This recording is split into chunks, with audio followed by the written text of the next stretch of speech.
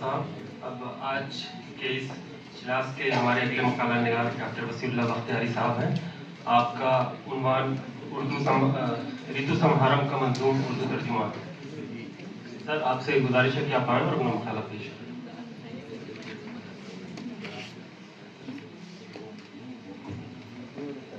सुदूर इजलास, मोहतरम असातिज़ा और स्कॉलर्स, मेरे मकाले का उन्वान है ऋतु सिंहारम का मंजूम तर्जुमा, जो रुत सिंघार के नाम से इरफान सिद्दीकी ने किया है। उसका एक ताल्लुक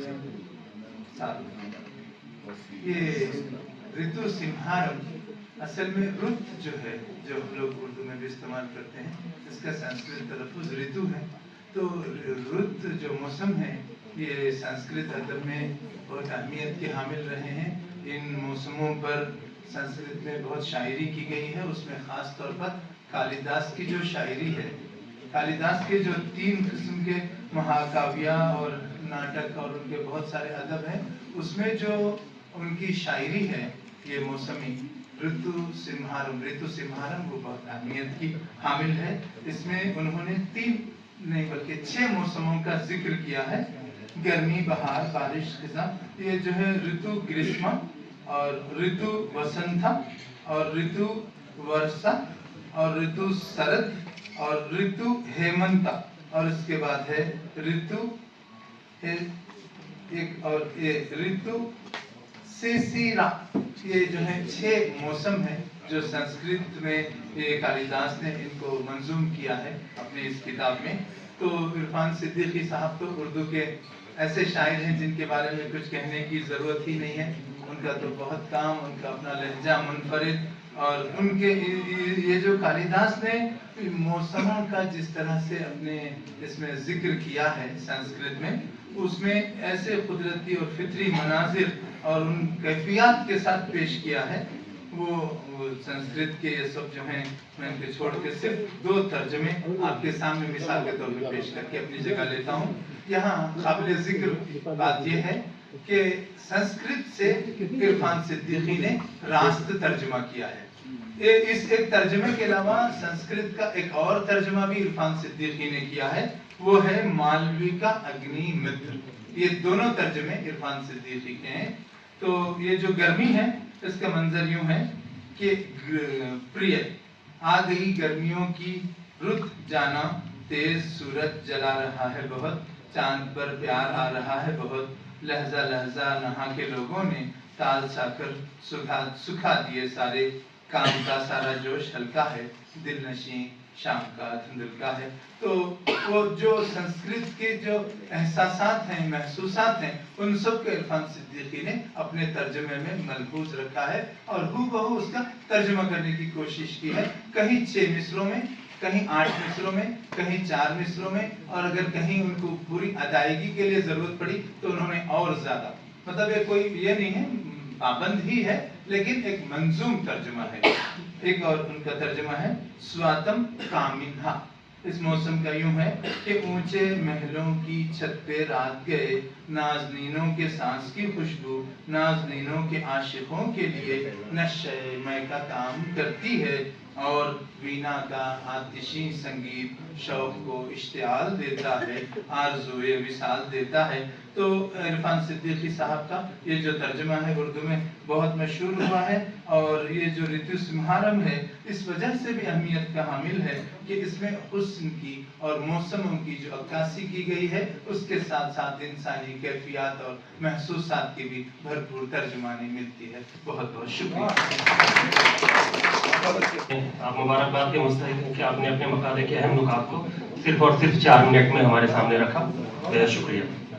अब हमारे अगले मकाला निगार हैं डॉक्टर तैयब खरादी साहब। आपके मकाले का उन्वान है भगवत गीता का मंजूम तर्जुमा अनवर जलालपुरी के हवाले से। आपसे अज़मन गुजारिश है कि आप आएँ और अपने मकाले को पेश करें। बाद हम्दुलिल्लाह वस्सलातु वस्सलामु अला रसूलिल्लाह। शहनशीन पर तशरीफ़ फरमा, सुदूर साहिबीन, मकाला निगारान और सामाईन में असातिज़ा इकराम और दीगर ख़वातीन व हज़रात, श्रीमद् भगवत गीता का मंजूम तर्जुमा انور جلال پوری صاحب نے کیا ہے. مقالہ تو میرا کافی طویل ہے، میں یہاں پر صرف بنیادی باتیں آپ کو بتاتا چلوں.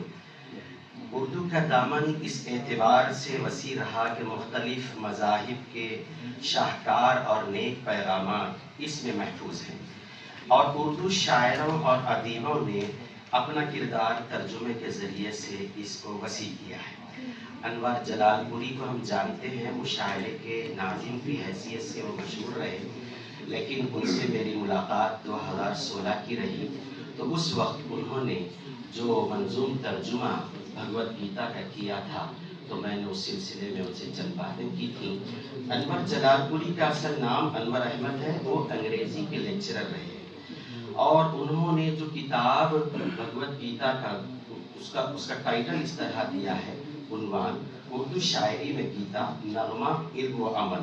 بطور خاص انہوں نے شریمت، یہ جو گیتا ہے، جیسے کہ وسیع صاحب نے بھی کہا کہ ابھی ڈائریکٹ وہ کیا کہتے ہیں کہ سنسکرت سے جو ہے نا ترجمہ کیا ہے، انور جلال پوری نے ایسا نہیں کیا ہے. انہوں نے انگریزی اور دیگر تراجم کا انہوں نے سہارا لیا ہے. دیکھیے، اور ایک بات یہ ہے کہ انہوں نے انور جلال پوری نے 701 شلوکوں کا جو ترجمہ، منظوم ترجمہ کیا ہے، وہ 1761 شعروں میں، اور اردو زبان میں انہوں نے اس کو بہت ہی آسان اور سلیس زبان میں انہوں نے ترجمہ کیا. اور ایک بات یہ ہے کہ یہ عام فہم ہے تاکہ بھگوت گیتا کا وہ پیغام عوام تک پہنچے، اسی لیے انہوں نے وہ ثقیل الفاظ یا پھر یہ کہ وہ بحروں کو بھی انہوں نے آسان کر دیا ہے. جیسے کہ انہوں نے جو بحر استعمال کی ہے، یہ بحر متقارب ہے، جو فعول اور فعل پہ جو ہے نا ہوتا ہے. اور میں بالکل ایک پیج پر دو نکات آپ کو، حالانکہ مقالے کی تلخیص پیش کر رہا ہوں.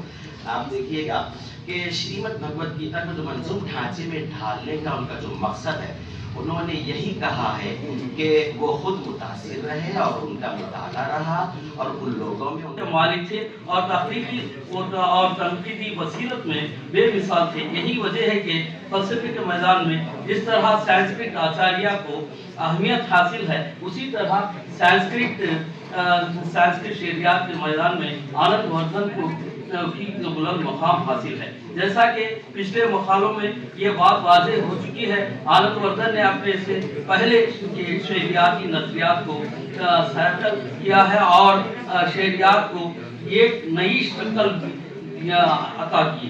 ان کا انداز و فکر قطعی معروضی ہے. ان کی ذہنی بالغی اور اپنے قارئین کو سائنسی انداز سے غور و فکر کرنے کی دعوت دی ہے. شعریات کے میدان میں ہندوستانی فکر واضح ہوا کہ آنند وردھن نے ہندوستانی شعریات کی تاریخ میں اس حد میں سامنے آتے ہیں جب شعریات کی فکر میں ان کے ذریعے نیا فکر نظام ظہور پذیر ہوا. ان کا سب سے اولین کارنامہ یہ ہے کہ انہوں نے یہ مانا کہ لفظ کے بجائے سب سے پہلے معنی کی اہمیت ہے. سنسکرت شعریات کی ایک توانا اور مضبوط روایت رہی ہے جو بھرت منی سے پنڈت راج جگناتھ تک پوری آب و تاب کے ساتھ رواں دوا رہی ہے. ان 2000 برسوں میں سنسکرت شعریات کے 6 دبستان یعنی رس، النکار، ریت، دھونی، وکرت اور معروضی وجود میں آئے ہیں. ان کے ذریعے شعر اور شعریت کے مختلف عناصر پر بڑی باریکی بینی سے اظہار خیال کیا گیا ہے. میں اختصار کے ساتھ میں اختتام کو پہنچ رہا ہوں، مگر مقالہ طویل ہے. عمر بہرائچ جی کے خیال میں یہ وضاحت بھی ضروری ہے کہ آنند وردھن نے اوصاف کو صرف رس سے نہیں توڑا، بلکہ ان اوصاف کو لفظ اور معنی کے تفاعل سے بھی جوڑا ہے. اور اس طرح آنند وردھن نے اوصاف کے بارے میں یہ واضح کیا ہے کہ اوصاف لفظ اور معنی ڈسپلے کا ٹائم لائٹ بڑھا دینا آدھا گھنٹے کے لیے، اور اس لیے لفظ اور معنی بھی اوصاف کی احساس ہے. آنند وردھن کے धूनी नजरिए का बारीक बीनी से मुताला करने पर हम ये पाते हैं कि ये नजरिया रस नजरिए की वालिदा शक्ल इख्तियार कर गया है, क्योंकि धूनी की बेहतरीन शक्ल रस धूनी मानी जा गई है। धूनी नजरिए के आचार्यों ने इस नजरिए के बुनियादी अनासिर को कबूल करके शायरी के अहम उनसर रस या कैफियत को बहुत ज्यादा लताफत अता की।